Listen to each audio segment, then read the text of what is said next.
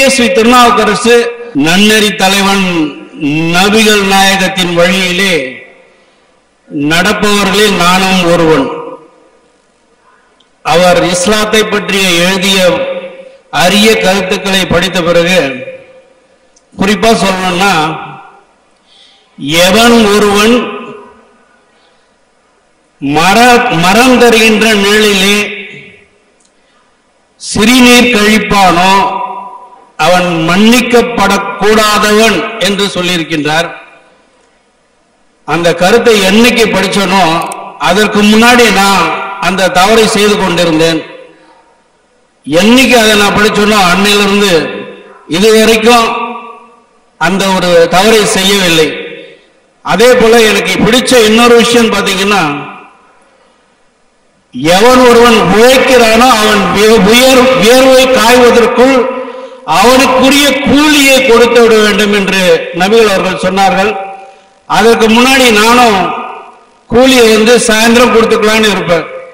அதை படிச்சதுக்கு அப்புறம் இன்னைக்கு உடனுக்குடன் முதலிலே அவன் கூலியை கொடுக்க என்று சொல்லுகின்ற மனநிலையிலே நான் வந்திருக்கேன்.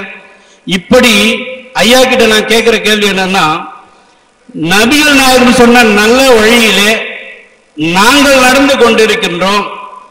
மற்ற மதத்தில் உள்ளவர்கள் சொன்ன நன்னறி கருத்துக்களை இஸ்லாமியர்கள் பின்பற்றாமல் இருப்பது ஏன் என்று தயவு செஞ்சு ஐயா அவர்கள் பதில் கூற வேண்டும் என்று இந்த நிகழ்ச்சியின் மூலமாக கேட்டுக்கொள்கிறேன். ஐயா அவர்கள் கேட்கிற கேள்வி, மத கருத்துக்களை எல்லாத்துக்கும் சொல்றீங்க, அதை எல்லாத்துக்கும் பிரச்சாரம் பண்றீங்க, அதுபோல மற்ற மத கருத்துக்களை நீங்க கேட்கலாம் இல்ல, அதை பின்பற்றலாம் இல்ல, அதை ஏன் செய்ய மாட்டேங்கிறீங்க? இது என்ன ஒன்வே டிராபிக்கா இருக்கு என்று ஒரு கேள்வியை கேட்கிறார்.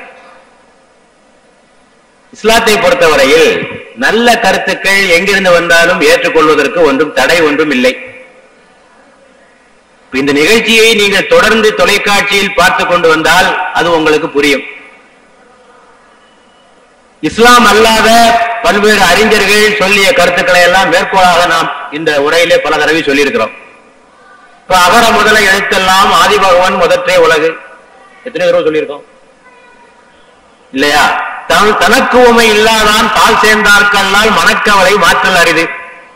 தனக்கு உமை இல்லாதான் இறைவனை பற்றி சொல்லுகிற போது உமையே இல்லாதவன் என்று வள்ளுவர் சொல்லுகிறார். இந்த கருத்து இஸ்லாத்தோடு மிகவும் ஏற்புடைய கருத்து. இந்த கருத்தை சொல்லியிருக்கிறோம். பிறப்புக்கும் எல்லா உயிருக்கும் வள்ளுவன் சொல்லிய கருத்து. பிறப்பு என்பது எல்லாருக்கும் சமந்தான் என்று சொல்லிய கருத்து. ஒன்றே உலகம் ஒருவரே தேவன், யாவும் ஊரே யாவரும் கேளீர் பலமுறை சொல்லியிருக்கிறேன் இந்த நிகழ்ச்சியின் வாயிலாக. ஆகவே இந்த கருத்துக்களை சொல்வதிலே நமக்கு எந்த சங்கடமோ எந்த தயக்கமோ நமக்கு கிடையாது. இஸ்லாத்தோடு மோதுகின்ற கருத்துக்களை சொல்ல முடியாது. அதே வள்ளுவர் சொல்லுகிறார், தெய்வத்தால் ஆகாது எனினும் முயற்சிதன் மெய்வருத்த கூலி தரும். தெய்வத்தாலே ஆகாதுன்னு சொல்கிறார். தெய்வத்தால் ஆகாத விஷயங்களையும் மனிதன் முயற்சித்தால் அடைந்து விடலாம். இஸ்லாம் அந்த கருத்தை ஏற்றுக்கல.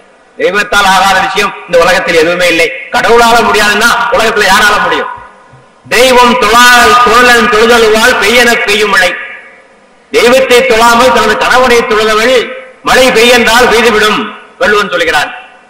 ஏற்றுக்கொள்ள முடியாது. கணவனை கொள்வதனால் மழை பெய்துவிடும் என்ற கருத்தை ஏற்றுக்கொள்ள முடியாது.